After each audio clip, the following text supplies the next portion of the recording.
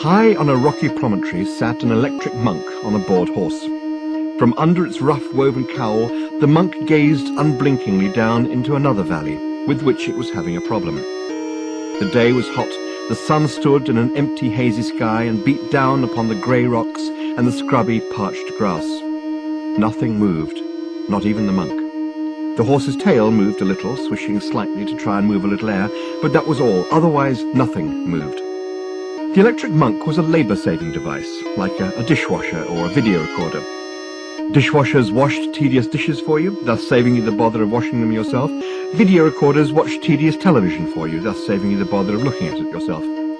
Electric monks believed things for you, thus saving you what was becoming an increasingly onerous task, that of believing all the things the world expected you to believe.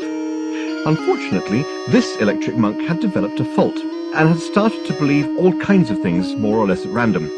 It was even beginning to believe things that have difficulty believing in Salt Lake City. It had never heard of Salt Lake City, of course, nor had it ever heard of a quingillion, which was roughly the number of miles between this valley and the Great Salt Lake of Utah. The problem with the valley was this. The monk currently believed that the valley and everything in the valley and around it, including the monk itself and the monk's horse, was a uniform shade of pale pink. This made for a certain difficulty in distinguishing any one thing from any other thing, and therefore made doing anything or going anywhere impossible, or at least difficult and dangerous. Hence the immobility of the monk and the boredom of the horse, which had had to put up with a lot of silly things in its time, but was secretly of the opinion that this was one of the silliest. How long did the monk believe these things? Well, as far as the monk was concerned, forever. The faith which moves mountains, or at least believes them against all the available evidence to be pink, was a solid and abiding faith, a great rock against which the world could hurl whatever it would, yet it would not be shaken. In practice, the horse knew 24 hours is usually about its lot. So what did this horse then, that actually held opinions and was sceptical about things? Unusual behaviour for a horse, wasn't it? An unusual horse, perhaps? No. Although it was certainly a handsome and well-built example of its species, it was nonetheless a perfectly ordinary horse, such as convergent evolution has produced in many of the places that life is to be found. They have always understood a great deal more than they let on. It is difficult to be sat on all day, every day, by some other creature, without forming an opinion about them. On the other hand, it is perfectly possible to sit all day, every day, on top of another creature, and not have the slightest thought about them whatsoever. When the early models of these monks were built, it was felt to be important that they be instantly recognizable as artificial objects. There must be no danger of their looking at all like real people. You wouldn't want your video recorder lounging around on the sofa all day while it was watching TV. You wouldn't want it picking its nose, drinking beer, or sending out for pizzas. So the monks were built with an eye for originality of design and also for practical horse riding ability. This was important. People, and indeed things, looked more sincere on a horse.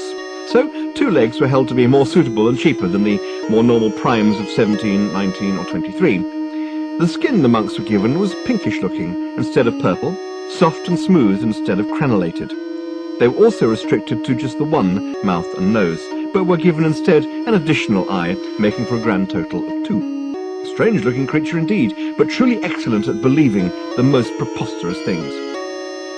This monk had first gone wrong when it was simply given too much to believe in one day. It was, by mistake, cross-connected to a video recorder that was watching 11 TV channels simultaneously, and this caused it to blow a bank of illogic circuits. The video recorder only had to watch them, of course. It didn't have to believe them all as well.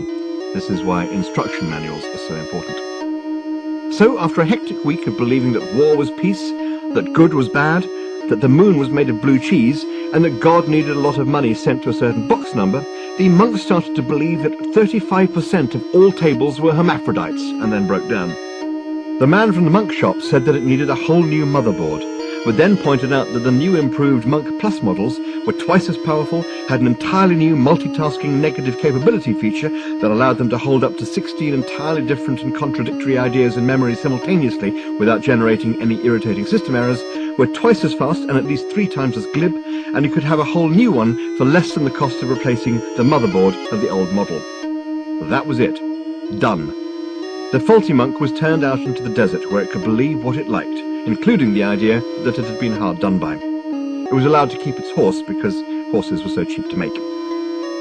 For a number of days and nights, which it variously believed to be 3, 43, and 598,703, it roamed the desert, putting its simple electric trust in rocks, birds, clouds, and a form of non-existent elephant asparagus, until at last it fetched up here, on this high rock, overlooking a valley that was not, despite the deep fervour of the monk's belief, pink. Not even a little bit. Time passed.